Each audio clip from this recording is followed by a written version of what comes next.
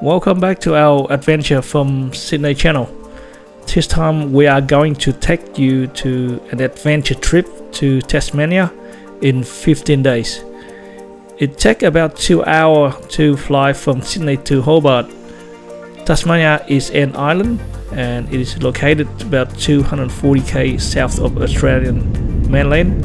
Population is about 541,000 people.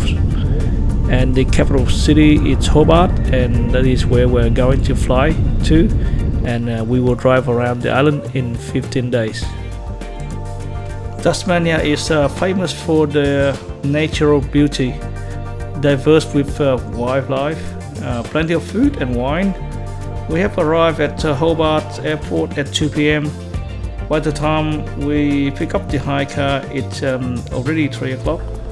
And we have nearly 4-hour drive to make up from Hobart to our next destination, which is Queenstown.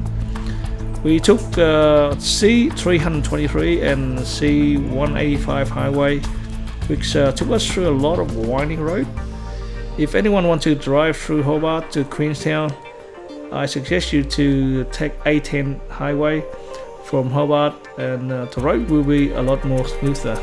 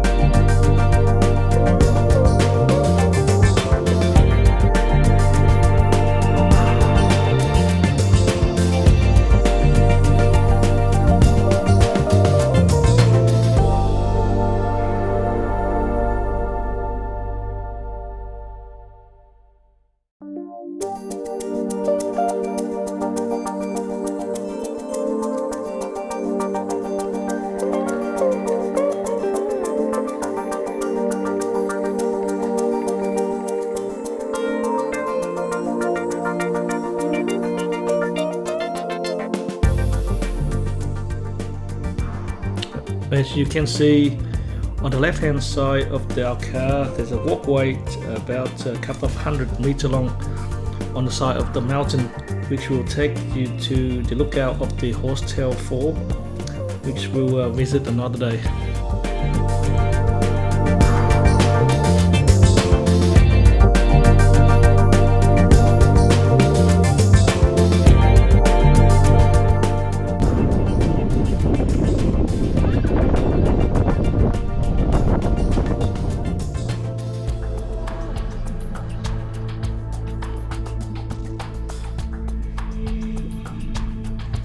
We have arrived at Queenstown at 7:30 p.m.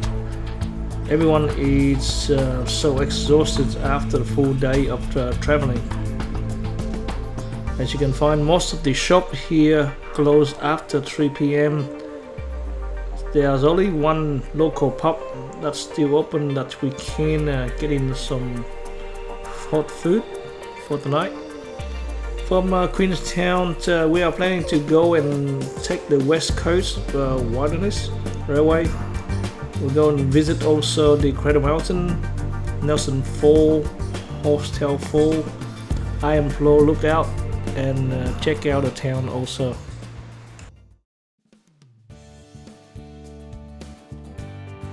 On day 2, we drop in Queenstown Station to get some coffee, breakfast, also ordering the tickets for the Wilderness West Coast Railway. They have half day and also full day tour. All the tickets are nearly sold out, but so lucky that we have managed to get some of the last few tickets for the half day tour to Double Barrel. Queenstown is a town in the west coast region of Tasmania. It is in the valley on the western slope of Mount Owen on the west coast range. Queenstown has a population of close to 1800. It's surrounded by the scar of its rugged mining history. Right at the western edge of Tasmania, where heritage wilderness area lay an ethereal moonscape of stripped hill and mountain. Logging and copper mining in the early 1900s have left Queenstown surrounding bare and colorful and beautiful. Queenstown sits in the west of Tasmania, making it a long drive from all of the island's biggest city. Devonport is a 2.5 hour drive and 196 kilometers away. It's over 3 hours to Launceston, which sits 244 kilometers to the east. Hobart is 260 kilometers away, and it's 3.5 hours by car. The drive into Queenstown is particularly impressive. A zigzag road takes you down into the city through its scorched, stained and beautiful landscape as you navigate more than 90 turns.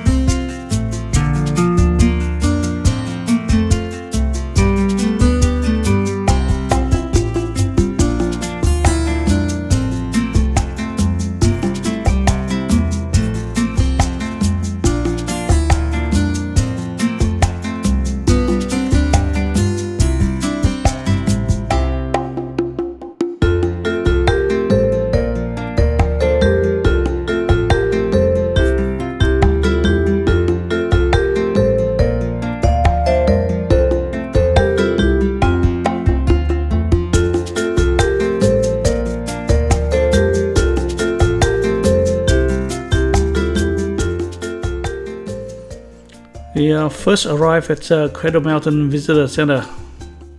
From there, we have bought a day pass to get access to the national park. That's including the full day shuttle bus pass. This shuttle bus will take us from the visitor center to 4 different locations. First is the ranger station, then Snake Hill, Ronnie Creek, and Dove Lake. The temperature was about 10 degrees Celsius. It's a bit cold, windy, and a lot of patchy raining. We have decided to board the shuttle bus to go all the way to the furthest point, which is Dove Lake. Spend a bit of time over there and work backward. Minute return. That's a nice easy walk up the side of the Creek, sorry. And then directly at the back of the ranger station is a rainforest walk. So that's a 10 to 15 minute walk on the boardwalk. Return, and that takes you on the viewing platform of Pencil Pine Falls. For the more adventurous, there's the 5 kilometre long Cradle Valley boardwalk, 2 hours one way, and that runs between the ranger station and Ronnie Creek. So the halfway point on that boardwalk or thereabouts is a place called Snake Hill. That's our second stop. There's no facilities there. Our third stop, Ronnie Creek. Again, no facilities at Ronnie Creek. However, a 15 to 20 minute walk will have you at Waldheim Chalet. There's toilet facilities there, and it's from Waldheim Chalet that you access Windorf's Forest. So Ronnie Creek, you can also access Dove Lake. Takes about an hour via the Lake Leela track, and also Ronnie Creek's the start of Tasmania's Blue Ribbon Hiking Trail, which is the overland track. It doesn't look like anyone on board's equipped to do that one, because that's a 5 to 6 day hike, depending on how many side trips you do. And that'll bring you out at the southern end of the national park, at a place called Lake St Clair. So Dove Lake, our final stop. Again, numerous walks you can access from there. Some of the more popular walks, you've got Marion's Lookout. So with a little bit of huffing and puffing, you can do that in 3 hours return. If you've only got an hour or so to spend in the park, you can do the boat shed and also Glacier Rock. So both those are around about half to 3/4 an hour return. But by far the most popular walk in the park is the Dove Lake Circuit Walk. So you do that in a clockwise fashion, and with a few photo stops, that'll take around about 2 to 2.5 hours. So the last shuttle bus departs Dove Lake at 5:30. So 5:30 p.m. the last shuttle bus departs Dove Lake. If you happen to miss that last shuttle bus, it's a leisurely 4-hour walk back to the visitor centre that a lot of people don't take anywhere near that time, because as nightfall comes, the blood-curdling screams from the Tassie Devils out looking for a feed, they somewhat quicken their pace up to get back. So coming up here on the left-hand side, you'll see a boardwalk. That's the walk out to Niven Falls.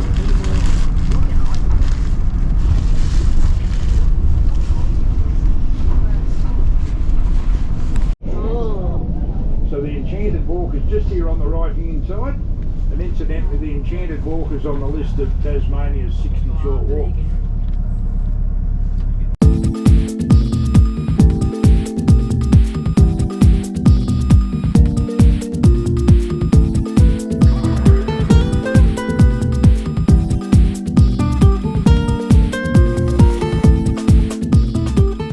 The boardwalk in front of where those people are there, walking down into the creek.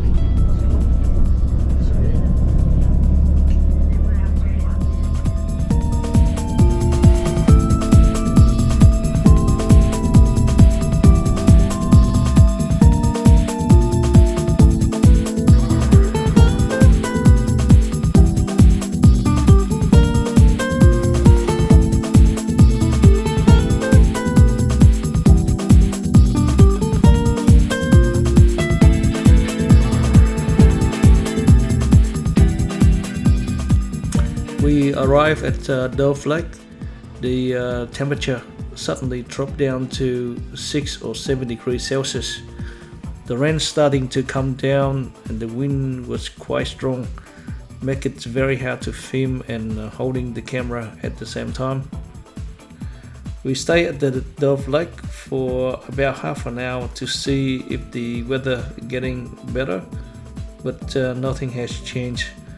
So we decided to get back to the bus because it's so freezing out there.